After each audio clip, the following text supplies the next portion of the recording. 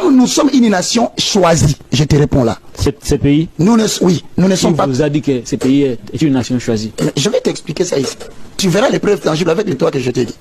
Non pas seulement pour ce que je dis, mais pour le destin prophétique annoncé par les grands prophètes de notre ère. Quel prophète? Simon Kimbangu. Ah, Simon Kimbangu était un grand prophète? oui.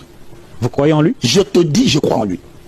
Et quiconque osera ne pas reconnaître la spiritualité de Simon Kimbangu, porteur de la robe, je te le dis et je te le réponds et tout le monde va me suivre. La meilleure façon d'amener un peuple en captivité, il faut tout simplement bouleverser sa spiritualité. Tel que tu es là, je n'ai pas besoin de te mettre des menottes.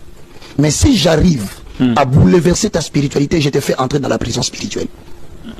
C'est comme ça que la République démocratique du Congo, on multiplie des églises par des entités démoniaques pour prendre le peuple en otage et nous faire entrer dans une captivité spirituelle. Quand tu parles des autres pays, regarde bien, toutes les grandes nations, en commençant même par la Chine, ce sont des pays qui se sont développés parce qu'ils ont su protéger leur spiritualité. Que cela soit positif ou que cela soit négatif. Quand un peuple est dépourvu de sa spiritualité, le voilà devenu esclave des nations qui dominent sur lui. Donc le Congo est dépouillé de toute sa spiritualité? Non seulement cela, sur le plan mouvement philosophique. S'il vous plaît, est-ce que le Congo est dépouillé de sa spiritualité? Oui. Qui vous a dit ça? Moi je te l'ai dit. Vous qui vous a dit? Mais je suis là devant toi. Je vais témoigner le fait. Ah bon, témoignez. Premier point.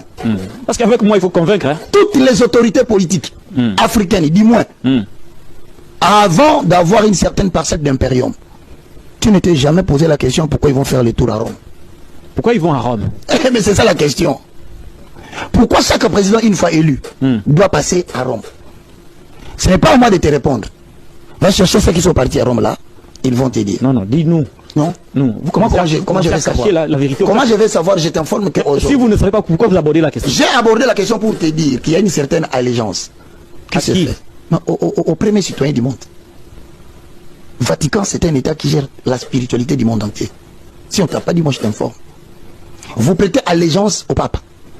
Parce que personne, et je dis bien personne, ne peut assumer une certaine parcelle d'impérium en Afrique sans qu'au préalable, le souverain pontife puisse lui accorder ce pouvoir. Donc, on reconnaît qu'il y a il y a des lois spirituelles établies dans le monde qui font que chaque représentant de l'Afrique qui veut assumer une certaine portion d'impérium doit nécessairement se soumettre au joug spirituel lui est imposé par l'Occident. Alors, laissez-moi poser la question. Allez-y. Donc, d'après vous, le salut du Congo ne viendra ni de l'Union sacrée, ni de la Mouka, ni du PPRD, ni d'ensemble, bref, de manière générale, ni de tous ces grands hommes politiques que nous avons au pays.